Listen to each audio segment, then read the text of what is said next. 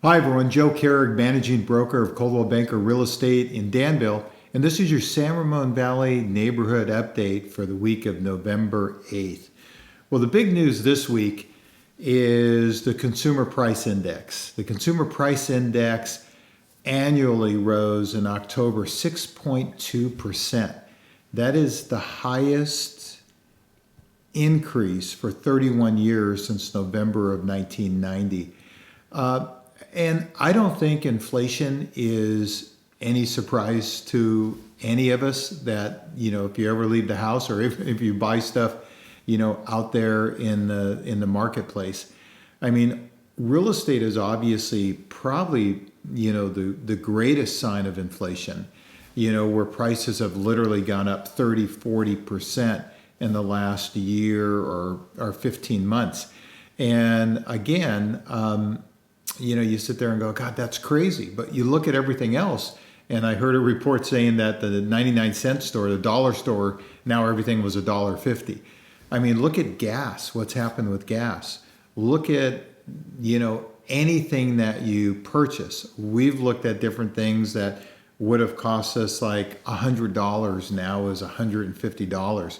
We were in Home Depot the other day, my wife and myself, and there was a Christmas tree that we had bought the year earlier, and it was $350. A year ago, we paid $250. Obviously, with the supply chain and the cost of goods, the cost of not only making them, but the getting them to us.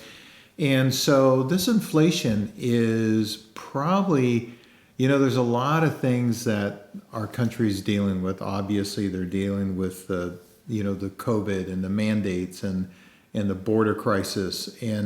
But as far as economically, there's nothing like this inflation. I go into a gas station and I fill up with gas.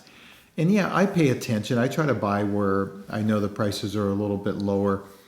But I don't really pay a lot of attention. I've talked about this a couple weeks ago. And then I see the poor guy who is filling up his truck, who's a laborer trying to put food on the table for his family, and he takes $100 to fill up his tank. They talk about raising taxes on the rich and the wealthy. Well, the inflation, the people it really hurts are the working class people. Energy costs, anything else. The working class people, middle to low income. So anyway, it's something that they're going to have to deal with, and we're continuing to see it in the market. One of the things that people always ask me as far as with the prices, and you sit there and go, okay, at some point it has to slow down, and it started to slow down just a tick. But when you look at, when I show you the graphs, there's just nothing out there that says we're going to get any type of a correction, and it's not just going to keep going up. Now, there's a couple things. The other thing that's happened in the last week is the Federal Reserve has started tapering loans on what they're purchasing out there on the market. So it's caused interest rates to go up just a little bit, but yeah, they went up from 3 to maybe 3.25. But you still have a situation where they expect them to potentially maybe go up to 3.75 or 4. That's going to help a little bit of the demand a little bit, but we have to see more supply. The biggest thing that I've seen where we're going to potentially get more supply is, the latest COVID mandate that Newsom signed and now has been approved, is basically giving 5-year-olds the vaccination shots to be able to go to school or preschool. And that is huge because our phone has been ringing off the hook with people looking at their options of out of state.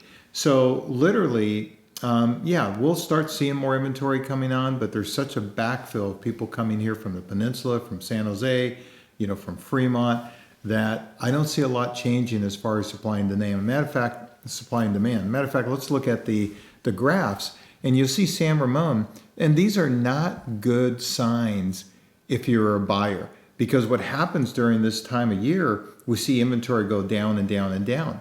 And we are basically already tight on the inventory.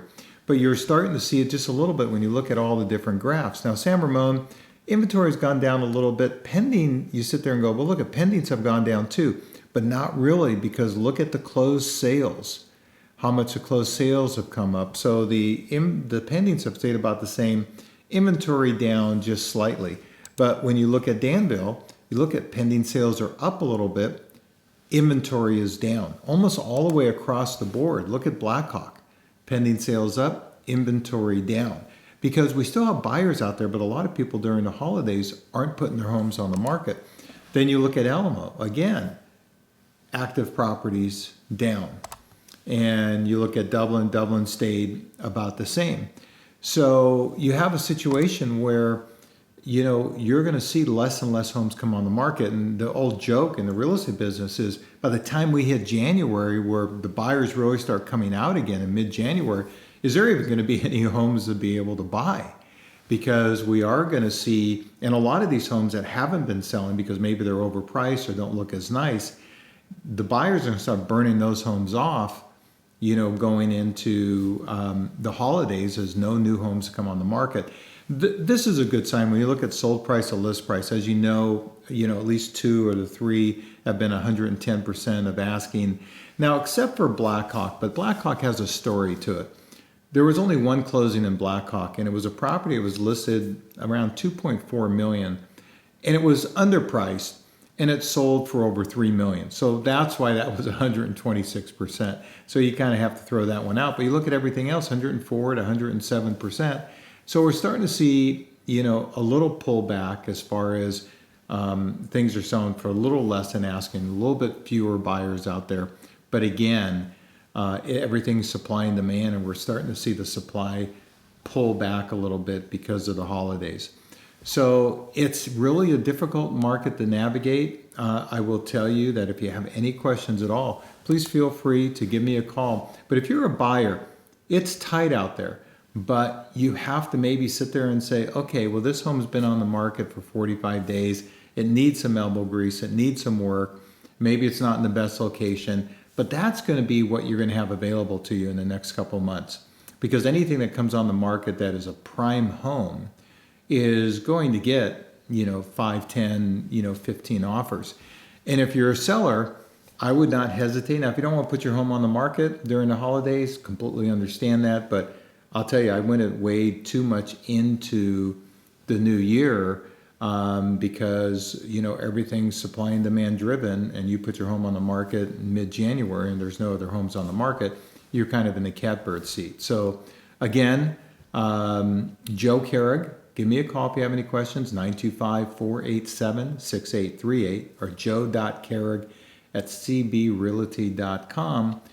I'm the managing broker of Coldwell Banker Real Estate in Danville, and soon we're going to be opening up our office also in Blackhawk. As always, may God bless you. May God bless your family. Please have a great Thanksgiving if I don't talk to you beforehand. Hopefully you get to spend some time with the family, and may God bless the United States of America.